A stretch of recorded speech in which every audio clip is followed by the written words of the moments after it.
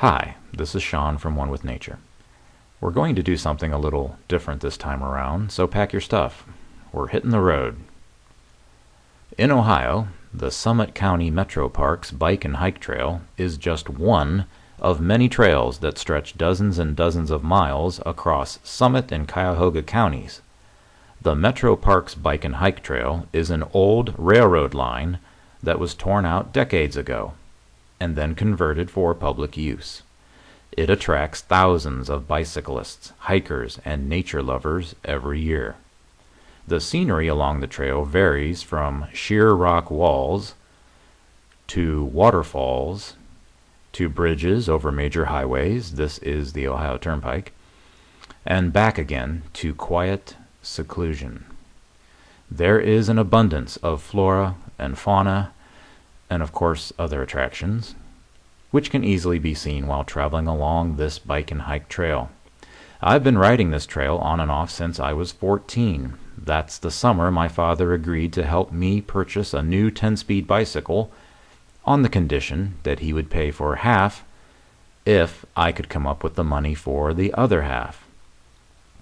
Over time, money was saved, and my father took me to a little bike shop where we picked out a shiny red Schwinn Latour, and every now and then on weekends during the summers my father would take me on day trips to this very trail. Only back then it was not as popular as it is today by a long shot. Back then the trail itself was very utilitarian, covered in basically a finely ground gravel, but today all 34 miles of this bike and hike trail are fully paved. Now, years and years later, I live nearby this trail and can often be found cycling along it during the week and weekends. It's a great way to keep fit and also helps to clear the mind. Each time this path is traveled, the abundance of medicinal herbs found growing wild along the bike path is so overwhelming, it would be an injustice not to discuss at least some of the history and uses of these commonly available medicinal herbs. We're going to start with the herb that is closest to the bike path, and also it is the most immediately useful out of all the other herbs that will briefly be covered here today. The name of this herb is plantain, also known as plantago major. This is a beneficial herb you should get to know well, especially if you spend a lot of time outdoors. First off, it's readily available. This stuff grows all over the place. I have even seen it springing up right through asphalt parking lots. It works fast, it's free, and it can be used for a multitude of issues, as we will soon see. Plantain is nicknamed white man's footprint because it is so easily found wherever Europeans have tread across the continent. Plantain is a supremely useful green ally. One of plantain's great strengths is drawing objects out of the tissues. Whether it's a splinter, bee stings, or an infection, the leaves of the plantain will cause the tissues to expel all kinds of unwanted intrusions from out of the skin. It's an astringent herb, so it will slow or stop bleeding. The plantain seeds will cool a hot liver by bringing in moisture to the body. People use the leaf in combination with echinacea and wild indigo root for spider bites, although plantain leaf alone will greatly help with this. Remember, always seek medical attention when dealing with any of these issues. Pick 3 or 4 leaves, chew them up to the consistency of toothpaste, and apply them directly to the affected area. It begins working immediately. After applying the chewed up leaves, wrap a bandage of your choosing. Then, pick enough leaves to repeat this process every 6 hours or so, and continue until satisfied. Plantain eases the pain of infected cuts, scrapes, and torn skin. It will accelerate the healing power of the skin, and its uses are only limited by your imagination. Its broad leaves make it a natural for wrapping around sprained wrists or ankles until you can get to a hospital or emergency clinic. Just wrap up the affected area in plantain leaves that have been crushed or bruised. Stack the leaves 2 to 3 layers thick and secure with a cloth, bandage, or t-shirt. Plantain, like comfrey leaf and Solomon seal root, has significant amounts of allantoin, a cellular regenerating chemical that speeds up the healing process. Remember, any herb that you can use to soothe and heal the skin on the outside can be used on the inside as well. Comfrey leaf, calendula, marshmallow root, Solomon seal root, aloe vera, and yes, plantain. Obviously, there are some situations that call for something a little stronger than just plantain. In keeping with today's bicycling theme, I have provided a handy visual representation of a scenario where plantain will not be adequate by itself and professional medical attention is definitely called for ASAP. This scenario would fall in line with this handy chart you can see here, firmly placed under the right-hand side, the OMG side of the chart, because when you see what happened to this person on the bicycle, you immediately say, oh my God, I know I did. I hope the person is okay. But in any case, plantain is well worth your time getting to know what it will work for. On some sections of the bike trail, it grows in basically an unbroken line right next to the trail itself. If I had a dime for every plantain plant that grows along the bike trail, I'd probably be recording this from my own personal island in the South Pacific. It's very abundant, it's free, and it works well. Get to know plantain. Okay, up next. Now this is an herb that is easy to become extremely interested in. The more you see its effect on people, the more people you talk to who have had just great experiences using it. It's changed people's lives for the better. This is called teasel.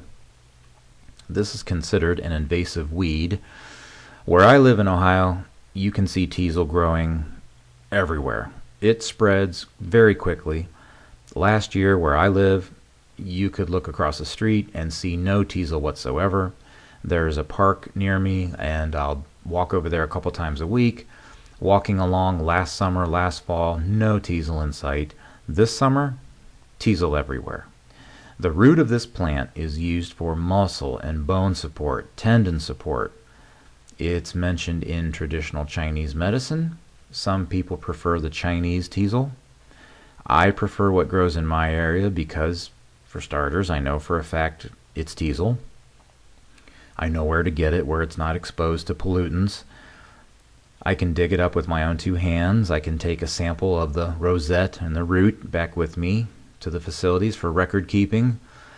All the tinctures I make using teasel can be definitively tracked back to the exact spot I sourced it from, which is invaluable for record keeping. Now, as I mentioned, teasel is a powerful muscle and tendon support herb.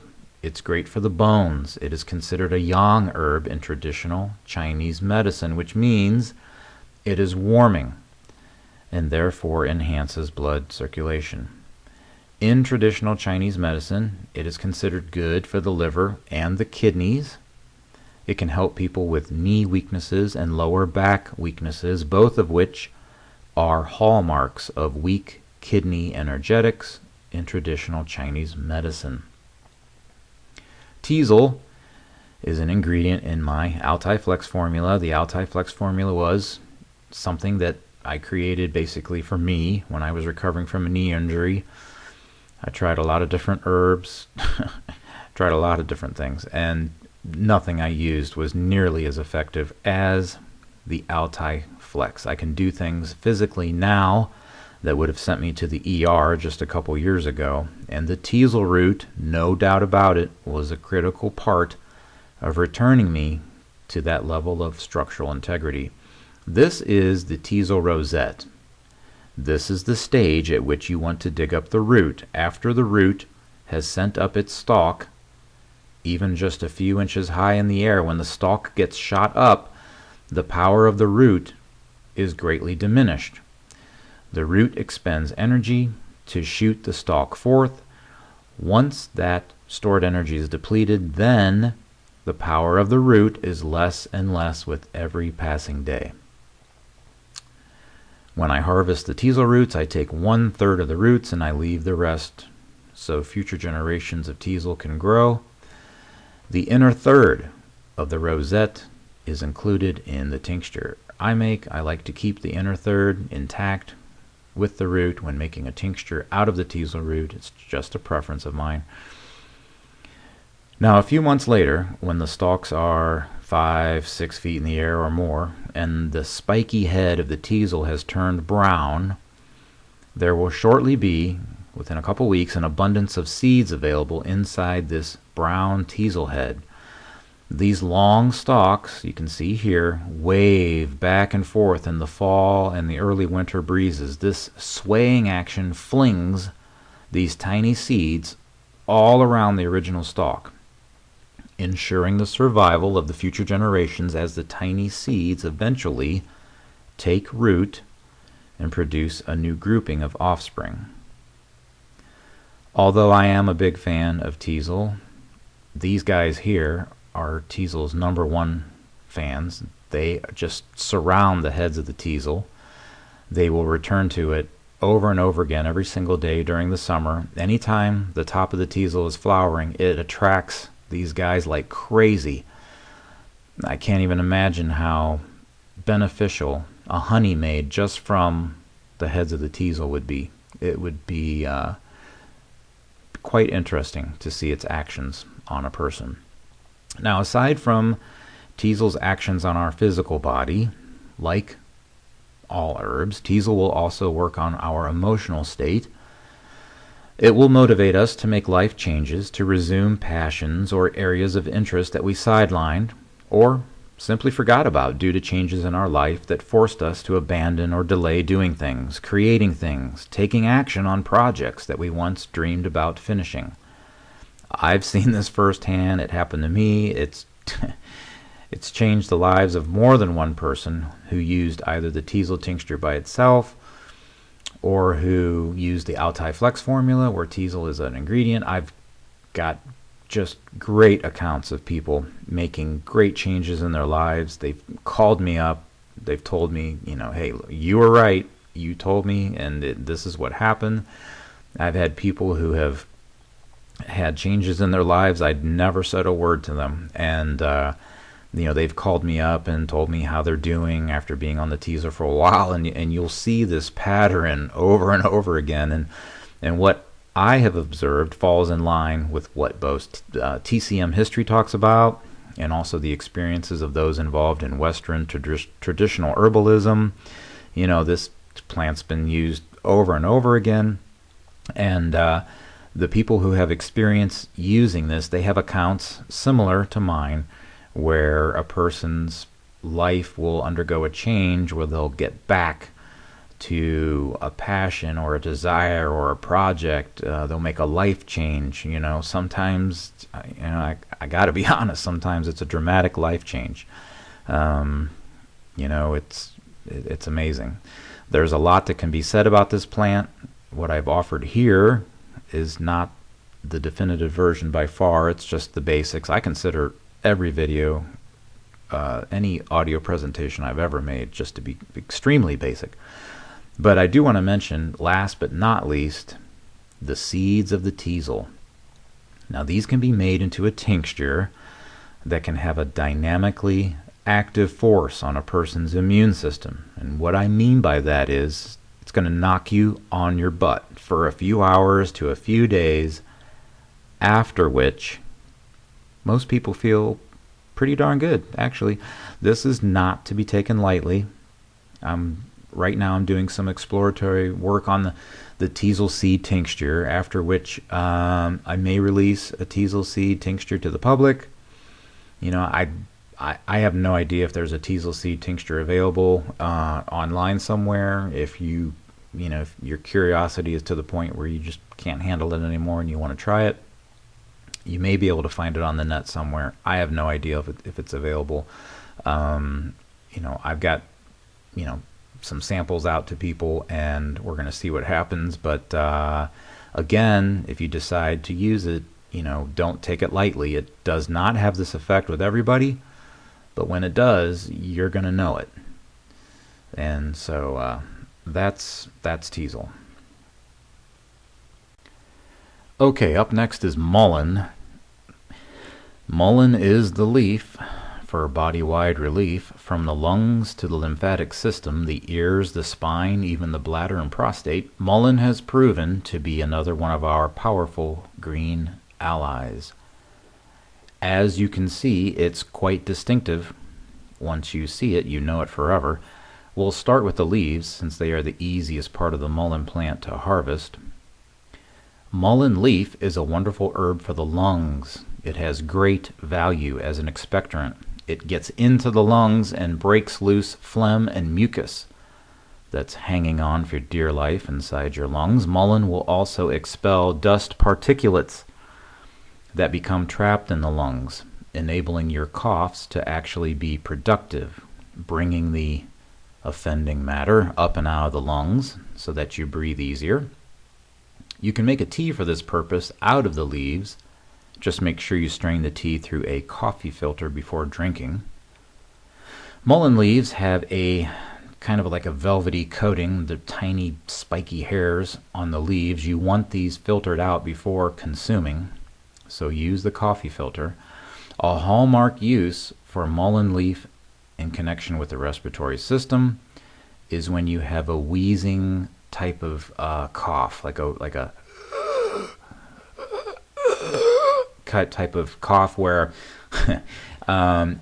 it's hard to catch your breath. It's a squeaking, a shaking cough that rattles you to your core. You've got sore stomach muscles from coughing, a headache from coughing. It's unproductive. The cough is unproductive. You're not bringing anything up. Mullein will help a great deal, and combining it with our first herb that we talked about today, plantain, is going to accelerate this action, bringing you relief much faster. Now, mullein leaves and root will help with bone repair, and perhaps a more common complaint would be the spine, where you have a kink in the spine or a pinched feeling in the spine after a day of hard labor, or who knows, maybe a few minutes of average labor, if you're not used to, that type of physicality or exertion. In either case, the leaf or the root will help in these issues. Some people either want the leaf or the root, to be honest. It's either one will do in a pinch, no pun intended. If you remember that we talked about the teasel root, and now here's a picture of the mullein leaf rosette and then a teasel rosette growing side by side. The root holds the power for driving these stalks up high and straight into the air. The closer you get to harvesting the root to just before it sends its stalk up, the more power that root possesses when turned into an herbal tincture or tea. Look at the stalk on this mullein plant. Think of the power in that root that is needed to send up and support this 5 to 7 foot tall healing machine. Tremendous power. And the root you want will be the first year root, not the root after this giant stalk has shot forth. Now, on the ground, within a foot to a few yards of the dead stalks, you'll find the first year's rosette. The mullein is a biennial plant, so you're going to see a rosette form on the ground in its first year. This is the root you dig up. You clean it off gently, and you make it either into a tea or a tincture. And I'm mentioning all this about the mullein root because it is not something that's widely used. It's not really available in herbal commerce, I don't think. If you're wanting to use the root, you're going to need to go find this plant and dig the root up yourself, like I do. Mullein leaf or root can be combined with Solomon seal root, and this is really good for bones. It's good for discs in the back. It'll help you hold an adjustment between chiropractor visits because the Solomon seal root helps adjust the ligaments so that Actually, it works on the ligaments, the tendons, and muscles all together with the mullein leaf so that adjustments hold longer in between chiropractic visits if that's something you're into. Mullein root can be used for bladder issues, and we're talking about urine incontinence here. It has a strengthening effect on the bladder, and it's got a positive beneficial effect on the prostate. If you're dealing with some type of prostate swelling, remember, mullein has been known for a long time as the reducer of swellings, and the root is especially valuable for this. Mullein leaf is great for the lymphatic system. If you have a glandular swelling, then you will sometimes see this on a person's neck because the skin is thin and it's easily noticeable. There's a swelling that sticks out from the neck. You can see this on children and older people alike. It's a very easy place for the lymphatic system to expand out because there's nothing holding it in. There's nothing compressing it. It's not like an armpit or the groin where you can't see it and you don't really feel it. This is on the neck. It's very visible. This is a swelling in the lymphatic system. I've done a whole series on the lymphatic system, and a compress of the mullein leaves at this point will reduce this swelling. You bruise the leaves with a rolling pin and you can apply them to the affected area. To accelerate this action, you make a strong tea out of the mullein leaves. You soak a clean absorbent cloth with the liquid, then take some new leaves, bruise them by running a rolling pin over them or crushing them in your hands. Apply the bruised leaves to the swollen area, and then put the mullein tea soaked cloth over top of these leaves, which are on top of the swelling, and let it sit for a few hours. A tincture of the mullein flowers, you can see them here in the pictures, the little yellow mullein flowers, is great for the lymphatic system as well. It's a great pain reliever. Both mullein flower and leaf is in the Altiflex formula. The mullein leaves are in my Living lymphatic formula. Fantastic. Also, I mentioned mullein for bone repair.